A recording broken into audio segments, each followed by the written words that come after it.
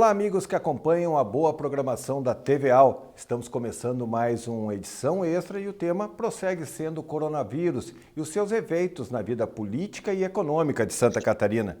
Nesse programa, em especial, vamos analisar os mecanismos de fiscalização da Assembleia Legislativa ao trabalho que vem sendo desenvolvido pelo governo do estado no combate à pandemia. Na semana passada foi criada uma comissão especial para acompanhar a situação fiscal e a execução orçamentária e financeira dessas medidas que estão sendo implementadas. Para debater estes e outros assuntos, estão conosco a economista Janine Alves, ela que já atuou como colunista dos grupos ND e NSC, e o jornalista Francisco Fresaro, o Pancho, colunista do grupo NSC. Janine, obrigado pela sua presença, prazer te conhecer, seja bem-vinda. Obrigada também, é sempre um prazer poder estar na TVAL. Muito obrigada também. Meu amigo, colega de cidade, Francisco Fresar, Pancho, como é conhecido por todo o Vale do Itajaí, seja bem-vindo, sua primeira vez, seja a primeira de muitas. Obrigado pela tua presença. Obrigado também, Alexandre, pelo convite, de participar aqui do Edição Extra, e com certeza a gente vai ter um papo interessante aí sobre tudo que faz parte aí, que entorna, que gira em torno do coronavírus, principalmente em relação à Assembleia Legislativa e ao governo do Estado. Eu queria fazer uma pergunta introdutória para os dois sobre o decreto de calamidade, o decreto esse que já foi do governo do Estado, que já foi aprovado há mais de 30 dias pela Assembleia Legislativa. Janine, começando por você, eu queria que você me explicasse por que o decreto é importante, mas os riscos que a gente corre com ele também. Primeiro, o decreto é um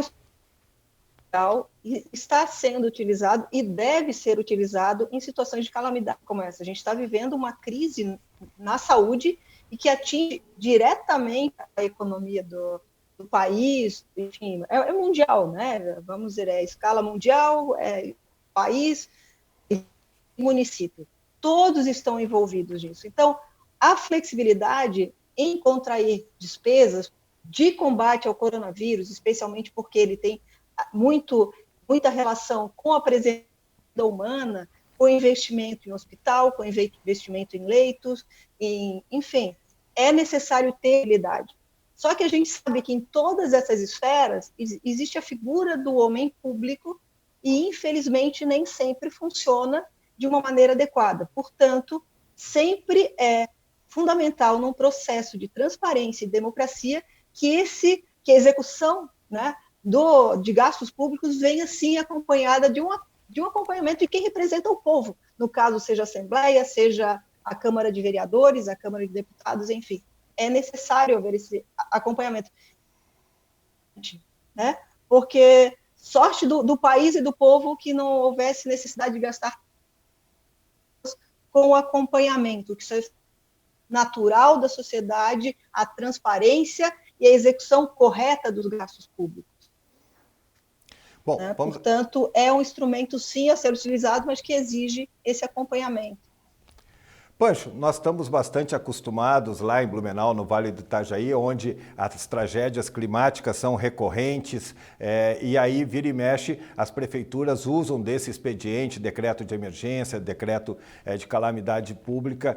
Então, a gente já conhece mais ou menos que funciona, apesar que essa é uma situação absolutamente diferente de tudo que a gente já conhece. Me fala um pouquinho da tua percepção aí da importância desse decreto e os riscos que a sociedade pode correr. Então, Alexandre, o decreto é necessário, A gente sabe que a burocracia atrasa muito todos os movimentos do governo, E nesse momento a gente precisa de agilidade, de velocidade. O governo precisa dar resposta imediata, rápida, para tentar solucionar ou pelo menos amenizar os impactos dessa crise que se instalou no estado, na cidade, no país, no mundo, Uma crise que a gente nunca tinha visto antes, pelo menos não a nossa geração, nem mesmo as gerações mais recentes, Então, o decreto é realmente um instrumento super útil e necessário. A gente conhece bem, como tu bem disseste, tanto aqui em Blumenau quanto em outras cidades do Vale do Itajaí.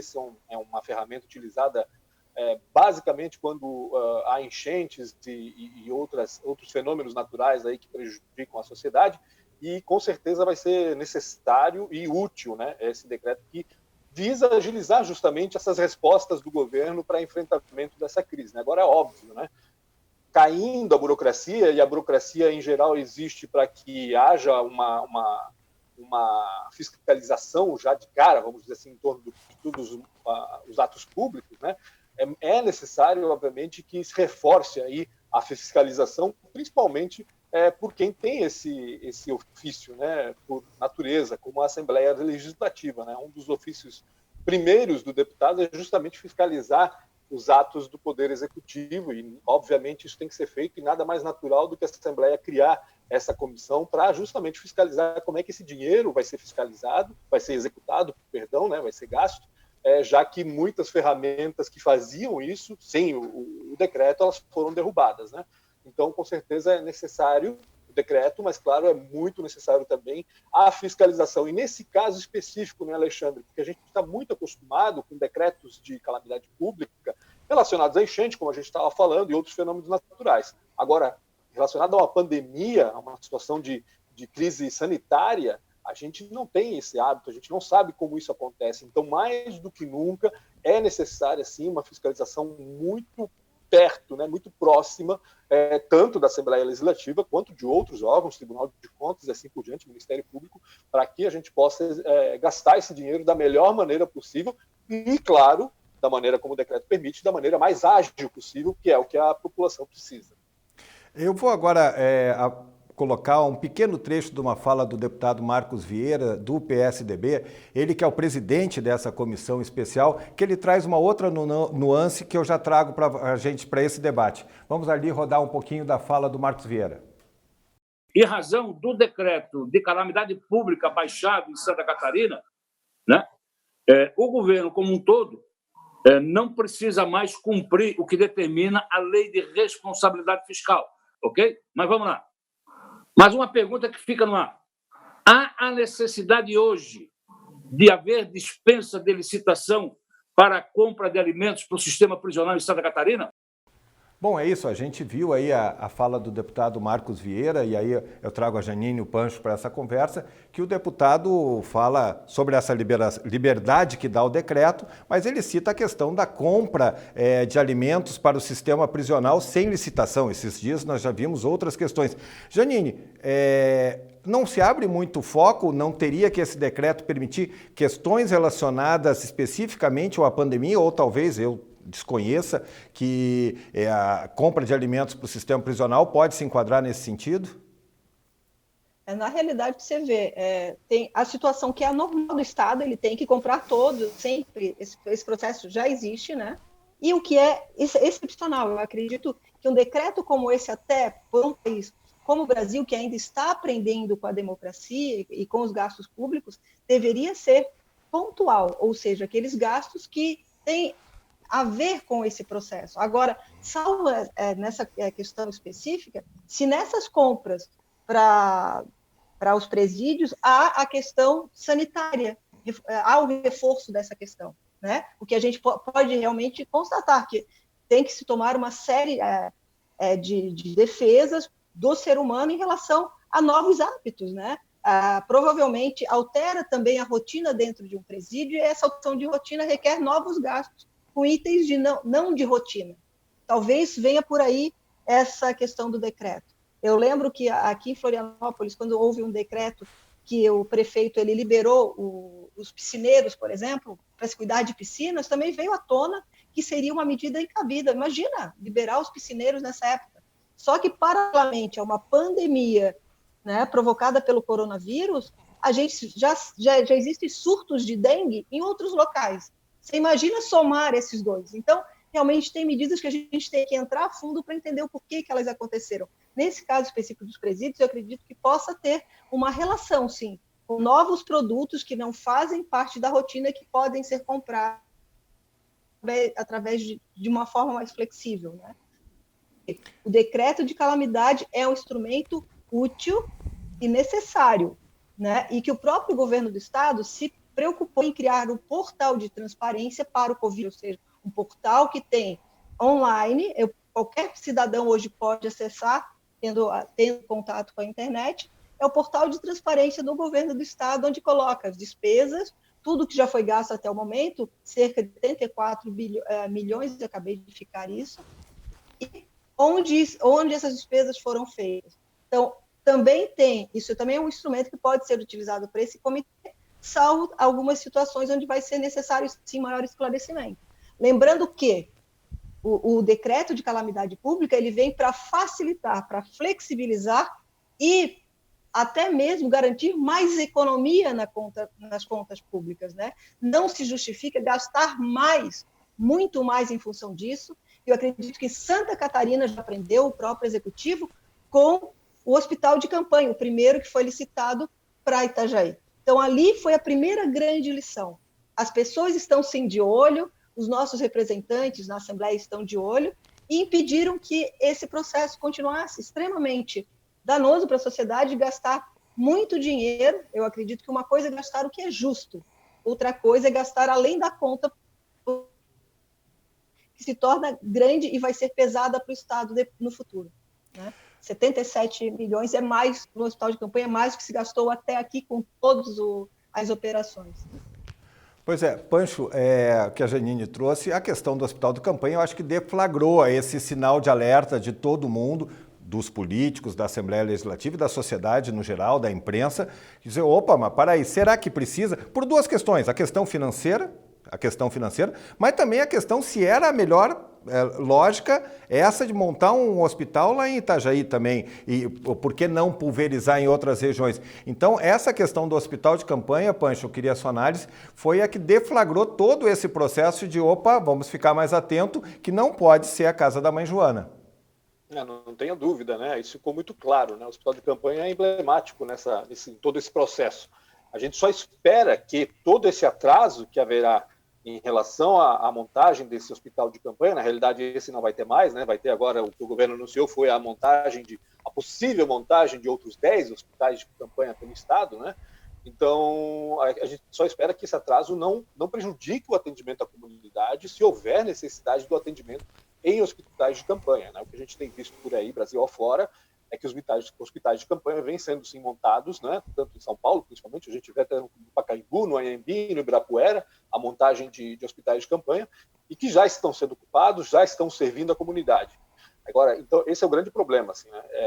Medir o quanto se pode gastar em algo que tem que ser fornecido, oferecido à população. Foi emblemático porque, de fato, a Justiça entrou em ação e suspendeu aí por 2 vezes até a licitação desse hospital, da montagem desse hospital de campanha. O governo inicialmente deu explicações, dizendo que não era exatamente a licitação da montagem, mas também da manutenção desse hospital, né? Houve uma comparação com a montagem de um hospital de campanha em Goiânia, se não me engano, em Goiás. Isso. Que custaria 10 milhões de reais, aqui 77, como disse a Janine anteriormente, né?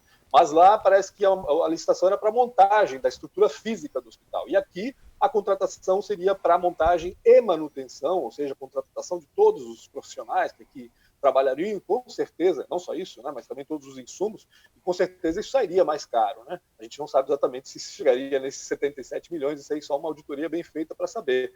Mas o fato é que o governo recuou, cancelou aquela licitação, lançou uma outra agora, né, alegou até insegurança jurídica em relação ao primeiro processo, e com certeza vai ficar mais esperto agora, né, a partir de agora, principalmente quando a Assembleia Legislativa cria essa comissão especial para acompanhar esses gastos do governo do Estado.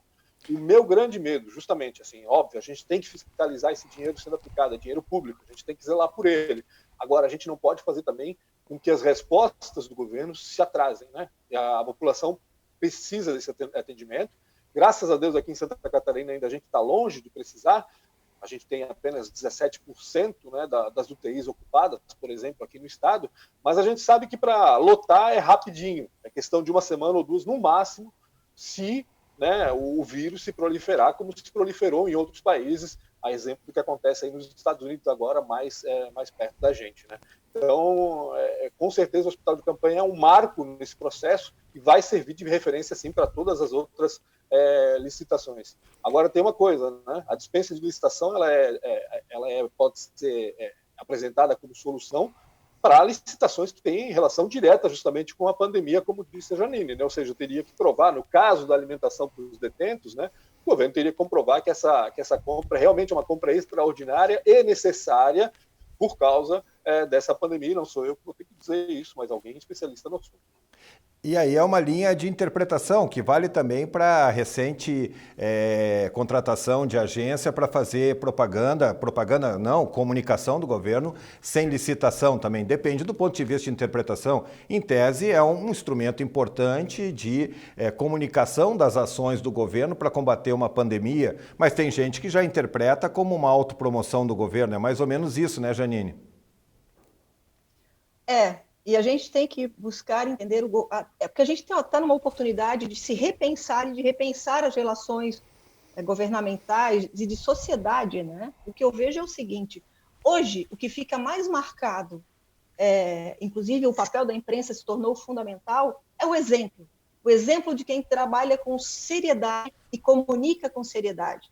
Ou seja, muitas vezes a palavra de um prefeito, de um governador, ou de um presidente, ou secretário-geral da Organização Mundial da Saúde, ele é muito mais forte do que qualquer outro tipo de publicidade. Então, os meios de comunicação estão abrindo essas esferas, estão abrindo a comunicação e deixando essas pessoas falarem e darem os seus exemplos. Então, através dos exemplos que a gente vai ter realmente uma verificação da seriedade do problema. O que a gente tem que compreender é o seguinte, o problema é sério, é mundial, e as estatísticas elas podem não corresponder à realidade. Por exemplo, o que eu digo, eu já citei o problema da dengue, né? A questão dos surtos. A gente sabe que, por exemplo, o Paraná, aqui do lado, estava fazendo campanha porque existe um surto de dengue hemorrágica, matando gente. A gente sabe que antes do coronavírus, a gente estava preocupado com o sarampo aqui no estado, né? E também com a dengue. E além da H1N1, que continua matando. O que a gente vê é o seguinte, as estatísticas das doenças, dos doentes, das unidades de UTI que são ocupadas, mas elas são relativas. 7% das UTIs estão ocupadas, mas o que isso representa em números físicos? Semana passada, a gente teve a flexibilização do isolamento social, aquela imagem emblemática em Blumenau, a gente está aqui, como vocês conhecem melhor a cidade do que eu, e 5 dias depois, que é o número médio de incubação do coronavírus, né, do Covid-19, pode ser de 1 a 14 dias, mas em média ele se apresenta no 5º dia. O que aconteceu no final de semana em Blumenau? Um aumento significativo no número de casos. É isso que a gente tem que entender. 7% dos leitos destinados a pacientes de Covid-19 estão ocupados, mas na proliferação acelerada da doença, somando a outras doenças de síndrome respiratória, que aumentou a mortalidade, né, de pessoas por síndrome respiratória grave, aumentou 650%. Agora, nesses 4 primeiros meses do ano. Em relação ao ano, o que isso pode indicar? Falta de teste para verificar se é esse realmente o problema, se é o Covid que não está sendo testado, as pessoas estão morrendo sem saber exatamente do que é. Ou ele deflagrou um quadro que outras síndromes, tipo H1N1, vem se manifestando de uma maneira mais efetiva, mas o que a gente sabe é o seguinte, está morrendo muito mais gente do que morria ano passado de síndrome respiratória grave. Isso aí são pessoas que precisam ter acesso ao médico, ao hospital, atendimento de emergência. Enfim, o que a gente precisa ter, sim, maior clareza sobre a situação do Estado. O governador precisa nos passar com mais exatidão o que está acontecendo com a saúde nesse momento. A gente sabe que algumas pessoas estão deixando para ir para o médico de última hora, e às vezes é um problema cardíaco, e acabam falecendo, porque tem medo de receber assistência médica. Então, leitura, né, da saúde pública no Estado, para saber exatamente qual a importância de cada investimento que o governo vai fazer. Não é só o hospital de campanha, é saber realmente a localização, é estratégico. Não há como o governo se isolar e trabalhar isso sozinho de maneira estratégica. O gestor público ele precisa estar conectado com os interesses do seu Estado, do seu município ou do seu país. Ele precisa conhecer os dados reais para poder executar um planejamento adequado. Porque o que a gente viu em Blumenau é muito grave. A flexibilização que aconteceu na Itália se demonstrou ser muito grave. O que a gente viu acontecer no Equador e a perda do controle sobre a proliferação do vírus é muito grave porque ele inviabiliza o sistema de saúde. né? O que mais me preocupa, e sempre em todos os momentos, é como o gestor público se comporta diante do orçamento. Se é flexível, não significa que é para gastar mais. Se é flexível, significa que ele tem que ter a responsabilidade de usar muito bem o recurso que tem hoje na mão com mais eficiência. É um dever do gestor público trabalhar com essa eficiência e até para evitar essas dúvidas de transparência. Eu fiz uma pesquisa rápida na internet, a preocupação com a transparência não é só aqui em Santa Catarina, é em todo o país. A investigação sobre possíveis desvios de recursos, né, que deveriam ser aplicados, ou superfaturamento, enfim, é uma preocupação que vai para todo o país. Basta usar o Google, uma ferramenta simples. Então, a gente precisa, assim, transparência, fiscalização, envolvimento, mas muita seriedade do gestor público e uma modificação. Eu acredito que a gente vai viver uma era a gente viveu uma era antes da pandemia e depois. Que a pandemia sirva também para a Assembleia rever os seus próprios processos. Porque até que ponto a gente tem o retrabalho pela falta de honestidade, muitas vezes, no processo de licitação, né? A gente sabe que o país sofre com problemas na saúde. 4, 5% do orçamento geral do país foi investido em saúde. A gente sabe, por exemplo, que no mundo se investe muito mais em armamento do que em saúde. E hoje não tem um tiro que seja capaz de matar o coronavírus. E a saúde do paciente não depende do dinheiro ou do plano de saúde dele. Hoje depende, sobretudo, do Sistema Único de Saúde no Brasil. E quando não se tem o Sistema Único, aconteceu... O que está acontecendo nos Estados Unidos hoje? A pandemia praticamente tomou conta do país, quase 50 mil mortos, porque não existe o Sistema Único de Saúde. Então, o que a gente precisa aprender? O que é importante nesse momento? Saber que a gente precisa consolidar as nossas instituições, consolidar o processo democrático, fiscalizar, e o executivo tem que trabalhar para tentar conter essa proliferação do vírus. Trabalhar no sentido de gastar bem o pouco recurso que tem. Porque o governo que a gente tem hoje sabe o quanto o caixa está restrito. A gente já tinha problema de caixa antes.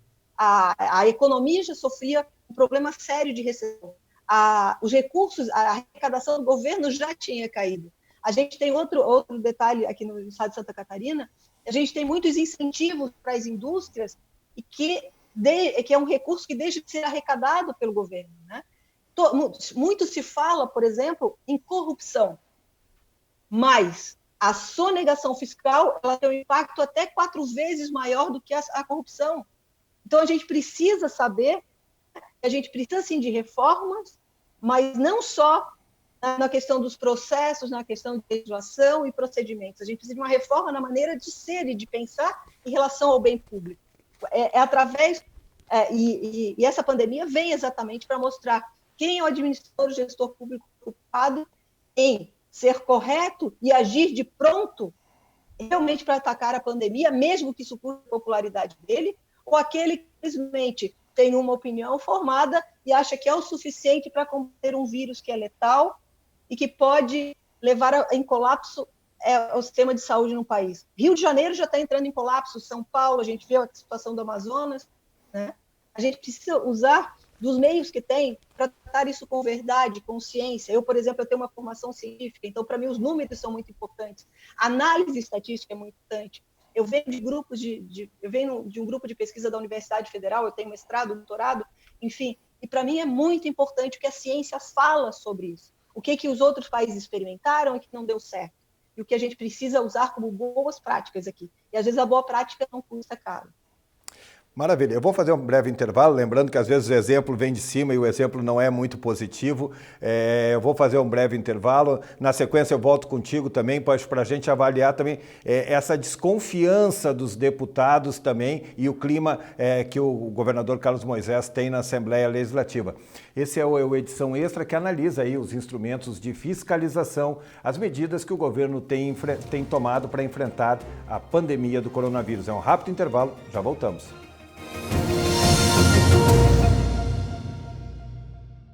Olá, estamos de volta. Esse é o segundo bloco da edição extra que analisa os mecanismos de fiscalização aí para os trabalhos que estão sendo executados pelo governo de Santa Catarina no combate à pandemia do coronavírus. Eu vou chamar agora um conjunto de sonores de 3 deputados da Assembleia Legislativa que eles colocam o seu ponto de vista sobre as medidas do governo e eles reclamam, como praticamente todos os parlamentares têm reclamado, da falta de informação, da falta de diálogo do governo do Estado. Confira. Nós estamos há mais de um mês com o processo de isolamento total que veio até essa semana, né, de forma abrupta, de forma não planejada e assim por diante. Vocês sabem quanto o governo investiu até agora na pandemia? O que exatamente ele comprou, onde foram os materiais? A gente não sabe nada. Devia utilizar o Fundo Estadual dos Hospitais Filantrópicos, que foi criado pela própria Assembleia Legislativa, em que carimba o recurso. Não tem que esperar o Executivo mandar para o Fundo de Saúde, mistura tudo no Fundo Estadual e a gente não consegue fazer isso que vocês estão falando agora. Acompanhar, rastrear o dinheiro que foi mandado para lá. Se esses 60, 70 milhões tivesse ido para este fundo específico, que não é o do Estadual da Saúde, ele poderia ser aplicado e nós temos como rastrear. Esse governo ele tem uma dificuldade enorme em responder ofícios, não sei qual a justificativa disso, mas é muito difícil fazer o trabalho de fiscalização quando o Executivo não se dá o luxo de não cumprir com a lei de acesso à informação e com o nosso próprio regimento interno que imputa crime de responsabilidade se não houver resposta por parte do administrador público. Bom, é isso, né? O deputado Bruno Souza, o deputado Milton Oppos, o deputado Schaeffer também reclamam das posturas do governo do Estado. Essa dificuldade, Pancho, do governador de se relacionar com a Assembleia Legislativa, até pela postura dele, um bombeiro, uma pessoa que não tinha experiência no meio político, e aí no caminho também ele foi perdendo os poucos apoios que ele ainda tinha. Então, tem a questão de fiscalização, tem a questão política, e quando você não conversa com o parlamento, a gente sabe as dificuldades que tem. Vide o caso da ex-presidente Dilma Rousseff, né? Tinha uma dificuldade de conversar com o parlamento e olha onde é que foi parar isso. Claro que não chega a ser uma situação nesse ponto. Então, há esse sentimento de desconfiança, a gente ouve também pelos parlamentares também da nossa região, do Vale do Itajaí, de Blumenau, até o próprio deputado Ricardo Alba, que é muito próximo do governador, tem feito críticas a algumas ações do governo. Então, também tem esse problema do governo não ter construído uma relação de confiança com o parlamento. Sim, verdade, Alexandre. E assim, essa dificuldade do governador Carlos Moisés é natural dele, né? A gente já conhece isso desde que ele assumiu o cargo, né?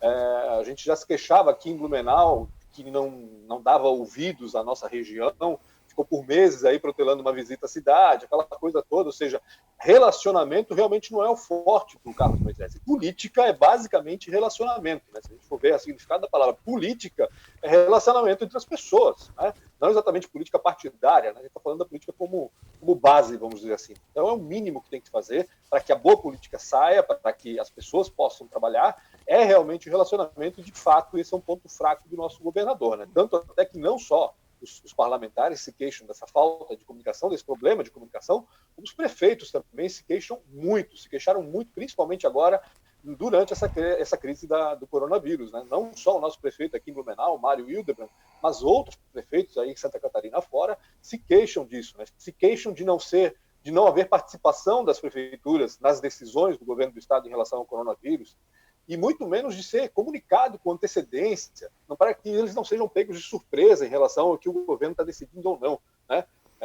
O decreto que instituiu a quarentena, por exemplo, os prefeitos ficaram sabendo no dia em que foi anunciado.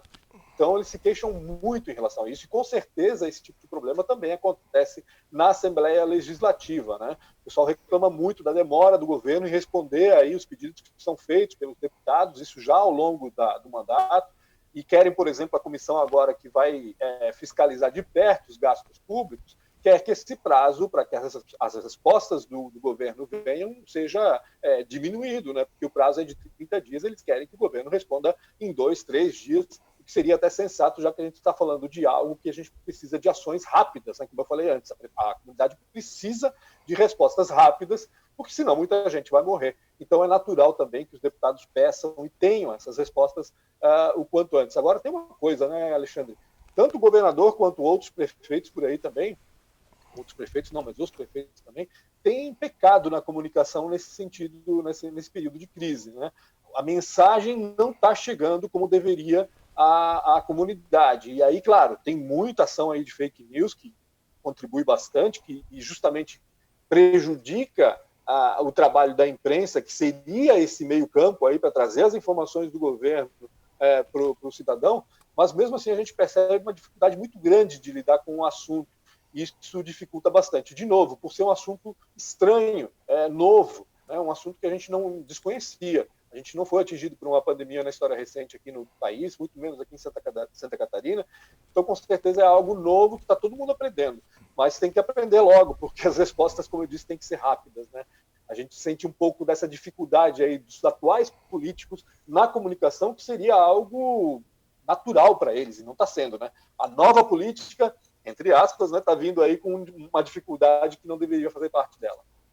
Bom, Janine, lembrando que a tua área é economia, mas a questão política ela é decisiva nesses encaminhamentos, né? E você tem bastante experiência e os humores dos parlamentos também eles levam para um lado ou levam para o outro.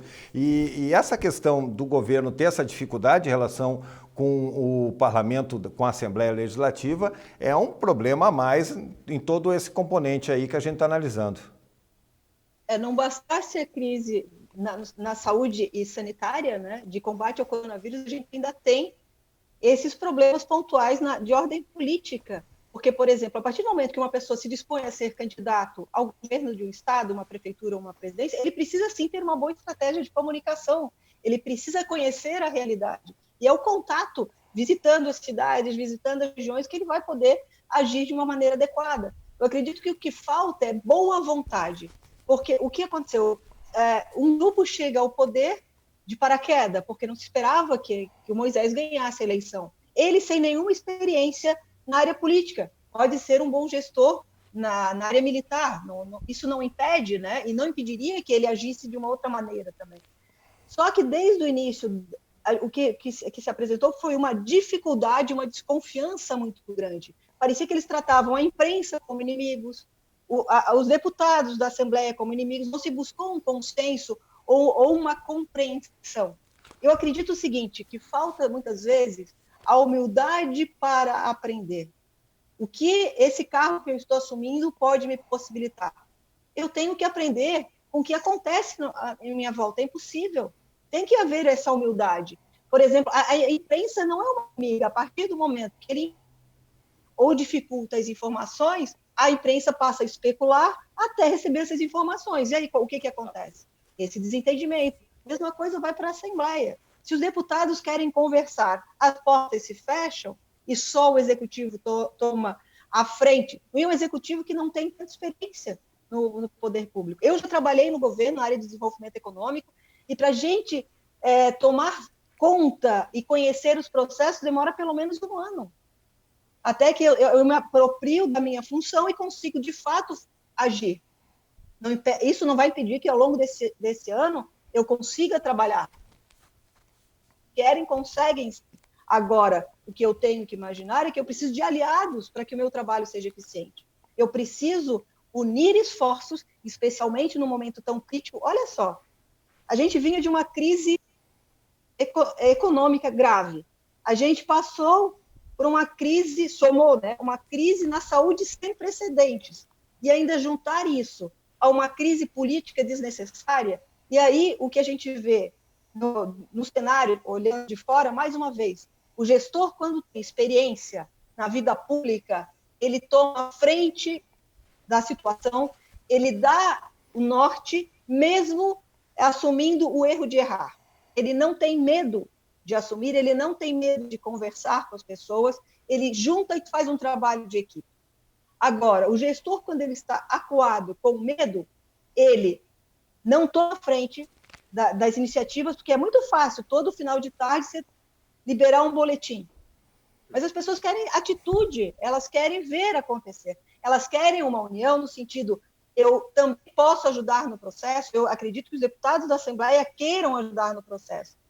Mas tirando todo esse problema de gestão, de entendimento entre as partes, eu acredito que tem uma coisa ainda muito relevante em todo o processo, seja em termos municipais, estaduais ou federais, que é a possibilidade de uma eleição. E essas cartas vão sendo dadas, os interesses vão sendo jogados, não exatamente por interesse do que está acontecendo agora, mas no sentido, eu não posso deixar fulano, beltrano se sobressaírem porque eles podem ser meus adversários no momento seguinte. É um jogo de xadrez que a gente está assistindo. Quais os interesses? Né? O interesse único, exclusivo agora é o combate ao coronavírus, é adequar os hospitais, adequar isso para que nós recebamos num problema de acentuar a crise e a gente ter um número maior de doentes, né? O que a gente precisa é de uma união nesse sentido. Foco de todos no combate ao coronavírus. Vamos deixar a política, vamos aprender com a política, porque todo aquele que fizer o trabalho de casa bem feito, ele vai sim ter um espaço numa futura eleição, seja de qual partido for.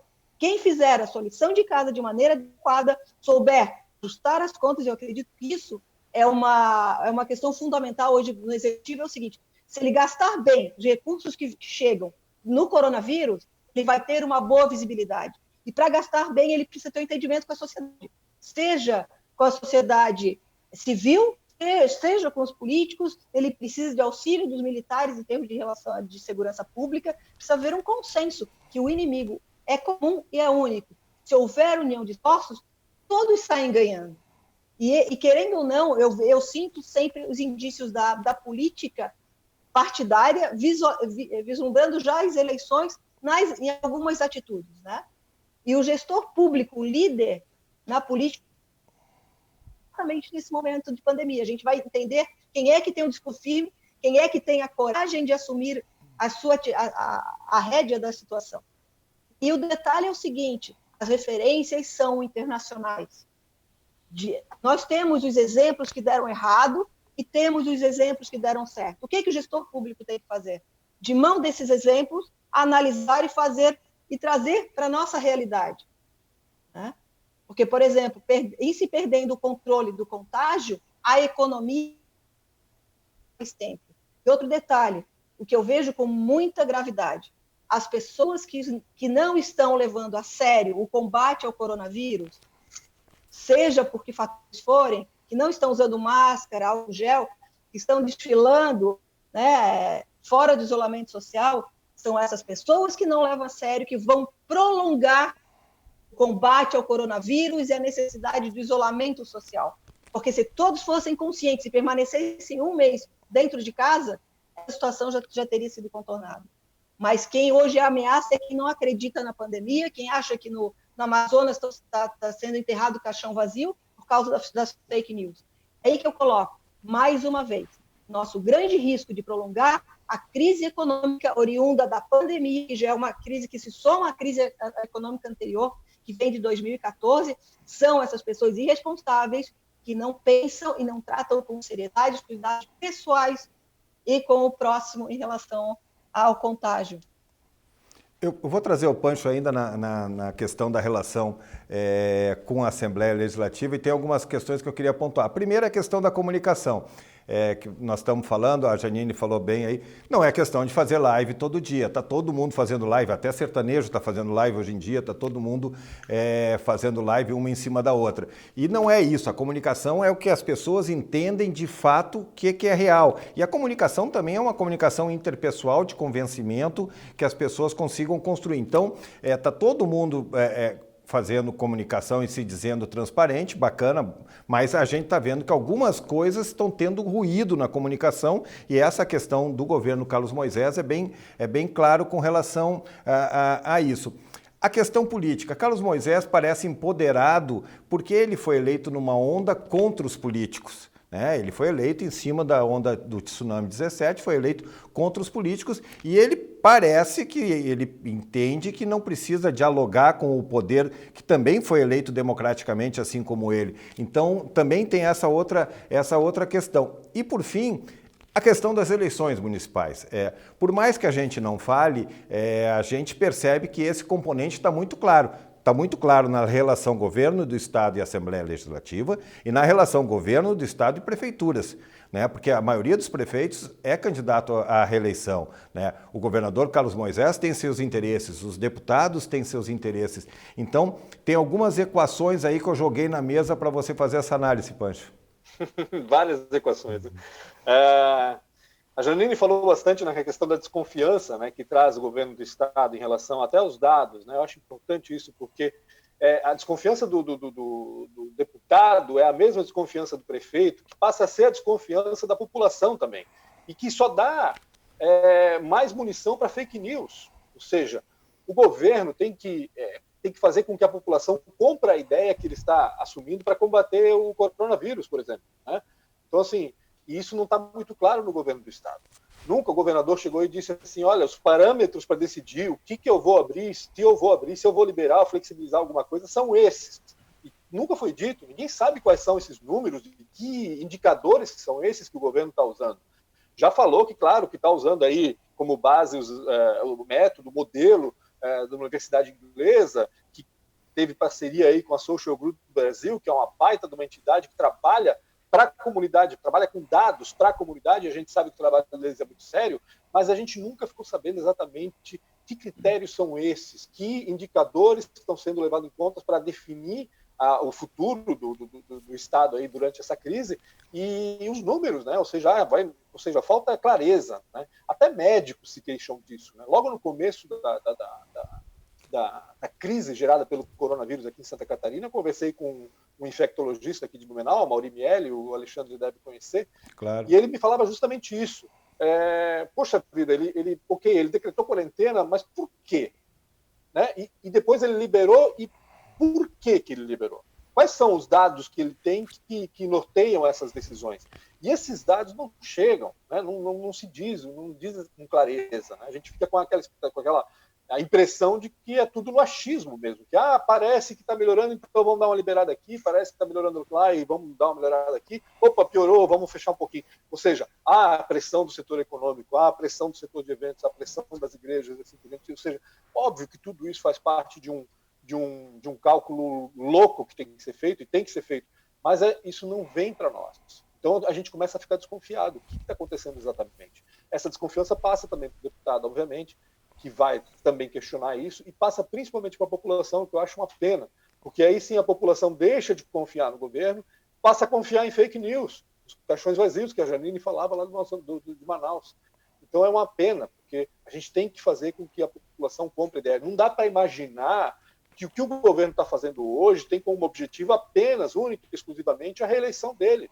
Ele está preocupado, tem que estar preocupado com a população. Não é possível que ele vá patrocinar uma mortandade de gente. Ninguém pode imaginar isso. Então a gente tem sim que comprar essa ideia, mas sabendo o que está sendo comprado, o que está sendo vendido para a gente. A gente não sabe por enquanto. E a questão da eleição, né, Alexandre? A gente não sabe nem se vai ter eleição primeiro, né? A gente vai ter que decidir isso lá em junho. Então eu não sei, a gente não tem um clima para eleição agora. Se em junho vai ter, que bom. Então a gente vai começar a pensar nisso. Mas é óbvio, né? O político, o ente político pensa nisso o tempo todo. É o trabalho dele, ele depende disso, né? O que cabe a gente, a imprensa, a comunidade, é fazer a leitura desses atos, né? A gente consegue perceber quando a pessoa está colocando os interesses pessoais à frente dos seus interesses públicos, né? Dos interesses da comunidade, e mais do que nunca isso está muito escancarado hoje, é fácil a gente conseguir. Então, assim, é difícil falar em eleição justamente porque a gente não sabe nem se ela vai existir. Então a gente vai ter que adiantar um pouquinho, adiar um pouco essa discussão, mesmo porque os políticos, se for analisar de uma maneira geral, estão todos muito retirados, né? Porque eles sabem da preocupação que existe em relação ao coronavírus, sabe que é necessário focar nisso agora, e todo mundo meio que deu uma recuadinha, né? Mas aos poucos aparece um ou outro querendo tirar proveito político da situação. E a gente consegue, claro, identificar isso. A gente tem que, na realidade, traduzir isso para a população e mostrar o que está acontecendo. Acho que isso é importante. Depois eu quero voltar com a Janine, eu vou fazer mais uma breve interrupção para o intervalo, para falar sobre os parâmetros, você já falou, mas também os parâmetros versus a pressão popular que teve, pressão econômica, pressão política para esse movimento de reabertura. Peço licença para vocês para fazer mais um breve intervalo. Esse é o Edição Extra, que está analisando os mecanismos de fiscalização ao trabalho do governo do Estado frente a essa pandemia do coronavírus. Nós vamos a um rápido intervalo, já voltamos.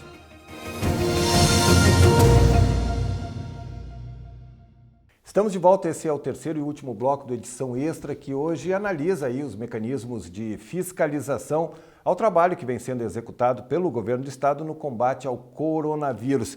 Eu queria voltar com a economista Janine. O Pancho falou no final do último bloco, você já tinha falado no primeiro, da questão dos parâmetros, e eu vou tentar ser um pouquinho de advogado do diabo. Os parâmetros que a gente tem, ainda eles são parâmetros que vêm da China, que vêm dos países da Europa e tal, mas também são parâmetros absolutamente novos, né? São situações diferentes que convergem em algumas coisas, mas divergem em outras. Então, eu estou fazendo essa colocação para dizer assim, que talvez não seja muito fácil para quem tem o poder da caneta de tomar decisões com relação a isso, porque você pensa uma coisa, até o Pancho falou bem, mas de repente na outra hora pensa outra, porque as respostas não estão claras. E aí ainda tem uma segunda coisa, que é a questão da pressão. Houve um forte movimento de setores importantes da economia e movimentos legítimos, diga-se de passagem, para a reabertura de alguns setores, como também forte pressão de políticos, de deputados. A própria Assembleia aprovou aí a retomada de algumas atividades, que acabou sendo confirmada pelo governador Moisés, mas também tem essa dificuldade, e aí os reflexos do que aconteceu semana que vem, do que está acontecendo essa semana, eles vão ser sentidos nos próximos 10, 15 dias. Exatamente. Eu, como economista, estudiosa, eu estudo, eu me debruço em dados. O que eu vejo é o seguinte: a flexibilização do isolamento social em outras partes do mundo causou, sim, uma nova, além da disseminação da doença, de aumento da mortalidade, causou uma postergação da volta à normalidade, como a gente viu em vários países. Ou seja, a partir do momento que foi flexibilizado de uma forma, ou a população não levou a sério de outra, que eu acho que isso que mais me preocupa, como, por exemplo, vamos usar exemplos práticos. Aqui em Florianópolis, no início, os supermercados funcionavam normalmente, tomaram alguns cuidados, né? Mas os colaboradores de supermercado só passaram a receber os EPIs, tipo máscara, da própria empresa, a partir do momento que um supermercado foi fechado por 3 casos confirmados de Covid-19. Então, é isso que me preocupa. Se todos seguissem de forma correta as normas, não teríamos problema de retornar à atividade econômica. Eu vou usar álcool gel, se eu tiver com algum sintoma, ou febre, ou tosse, eu não saio da minha casa. Isso é a consciência, né? Que eu vivo em sociedade, então eu vou resguardar para resguardar o outro. Mas a gente sabe que não acontece isso. E até porque algumas pessoas são assintomáticas, né? Então, o que acontece? Se flexibilizar antes do tempo necessário, as estruturas de saúde não vão aguentar a maior procura. E o que acontece? No momento seguinte, a gente vai partir até para o isolamento total. E o que me preocupa é exatamente isso. Outro exemplo clássico todos sabem que o que mais causa acidente de trânsito é a imprudência no volante. Então, existem regras conhecidas, sinalização, óbvio que a gente pode questionar a questão de cuidado com as rodovias, tudo bem, mas existem as regras. Se a rodovia não está em boa situação, eu não posso correr além do limite, ponto. Eu não posso ultrapassar em locais que não permitem ultrapassagem. O que acontece de fato? Mesmo sabendo, mesmo tendo habilitação, a pessoa se arrisca. E o combate ao coronavírus é semelhante, a pessoa vai para a rua, não está enxergando o perigo.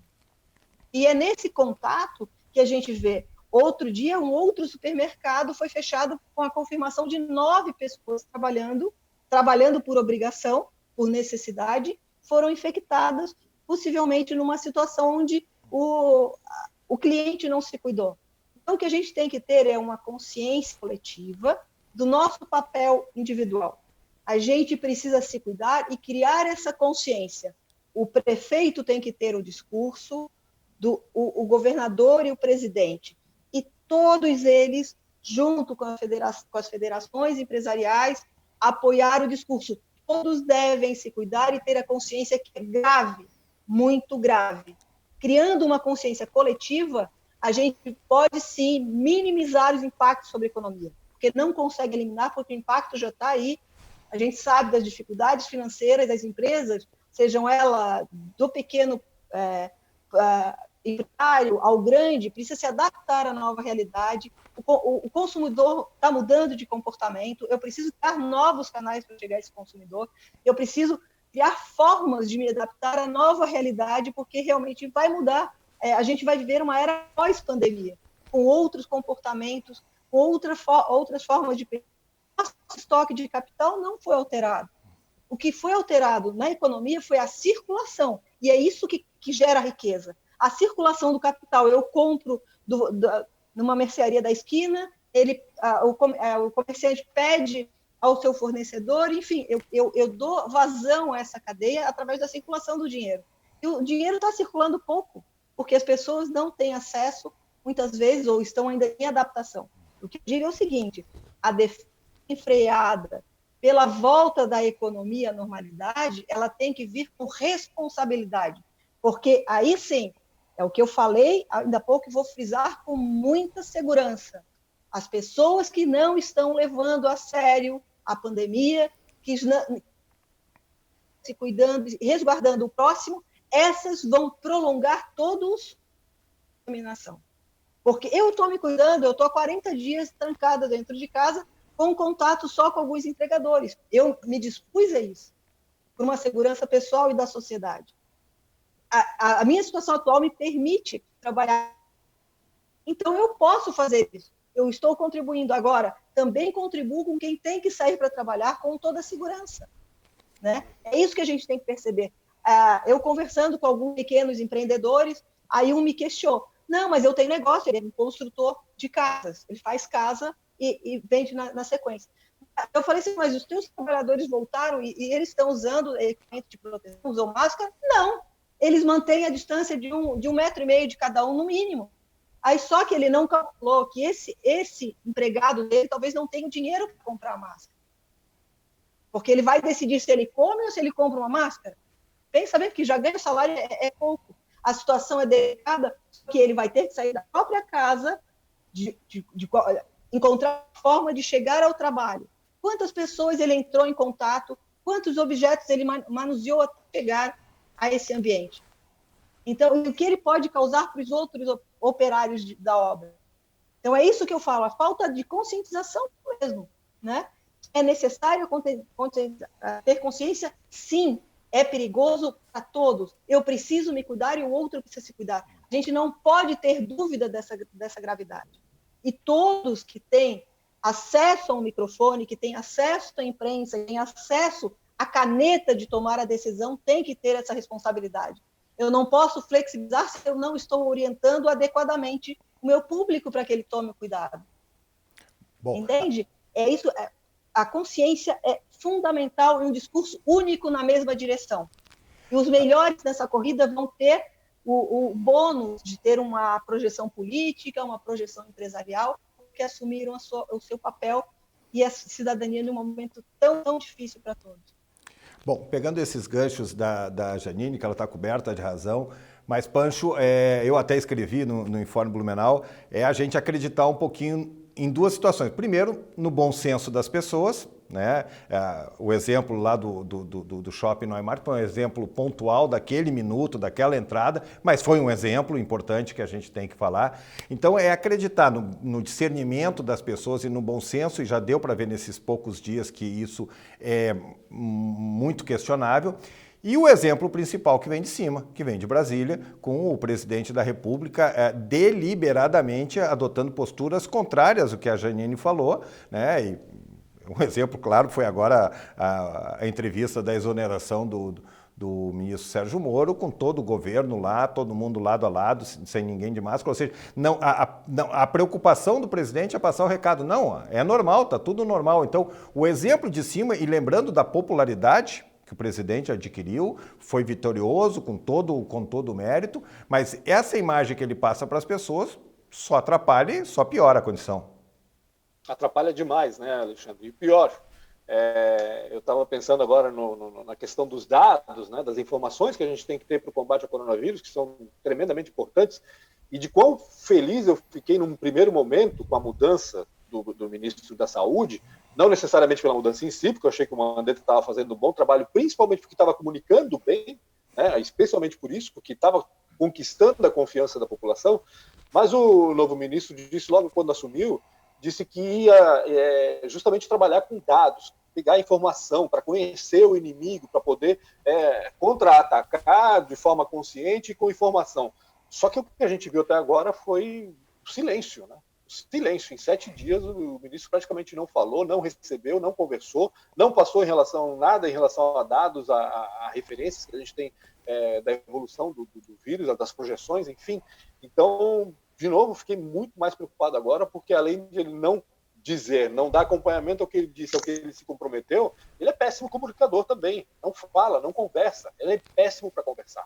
Não conquista a comunidade, não traz a comunidade para o lado dele. E, de novo, isso dá margem para o sucesso da fake news, porque a comunidade está órfã, a comunidade não tem em quem confiar, a não ser na imprensa. Mas aí a imprensa também tem dificuldade porque o interlocutor não fala. Então, é muito complicado, né? E esse ponto que a Janine colocou da conscientização, eu não vejo... É difícil, porque a gente pensa assim, a gente sabe que parcela da população não tem bom senso, né? Infelizmente, bom senso não venderia como vendeu o papel higiênico no início da pandemia se estivesse à venda no supermercado.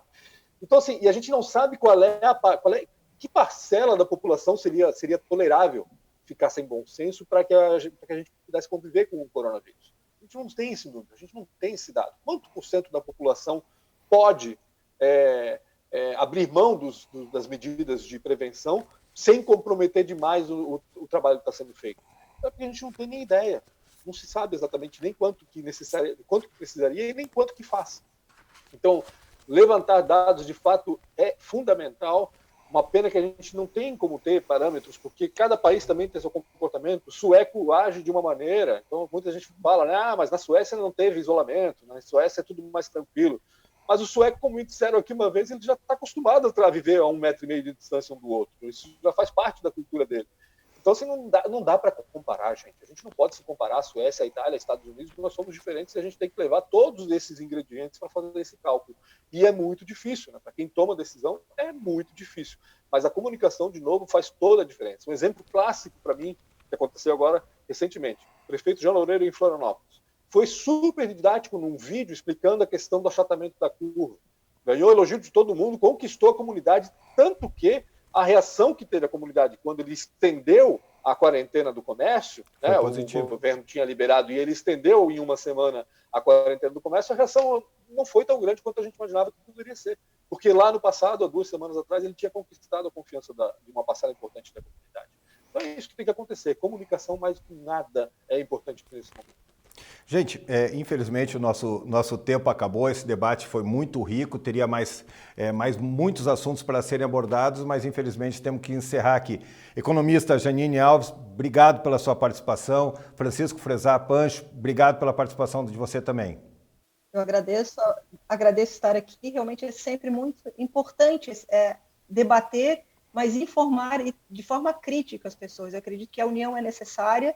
A gente precisa resgatar o discurso de que a imprensa faz um excelente trabalho de informação nesse momento, né? E que os políticos deveriam se unir à imprensa no sentido de criar esse bom senso coletivo, porque esse bom senso que vai minimizar a questão dos impactos sobre a economia. E a falta dele vai prolongar a crise. Então, a opção está dada, as cartas na mesa, e a opção mais adequada seria essa conscientização dos nossos executivos, né, seja do Estado ou do país, de perceber que a união vai fazer toda a diferença para reduzir esse tempo que a gente vai ter de espera até uma vacina. Pancho, aquele abraço, obrigado mais uma vez. Obrigado a você, Alexandre, obrigado, Janine, pela conversa, é sempre bom a gente poder ouvir outras pessoas, né? A gente tem sofrido um pouco por não estar convivendo com as pessoas diretamente, né? Eu também, como a Janine, também estou 40 dias em casa, só saio para ir ao mercado e à farmácia. Somos 3. Então, e aí é complicado, porque a gente sente falta daquele cafezinho, daquele bate-papo, daquela troca de ideias, que no fim das contas acabou sendo proporcionado aqui também. Obrigado mais uma vez, Alexandre. Mais uma vez, obrigado a vocês e obrigado a vocês que nos acompanhou. Lembrando, se puder, fique em casa e se tiver que sair por alguma necessidade extrema, use a máscara. Nós estamos aqui apresentando sem máscara, mas toda a equipe técnica está com máscara e assim que acabar a gravação eu também coloco a minha. Grande abraço, até a próxima!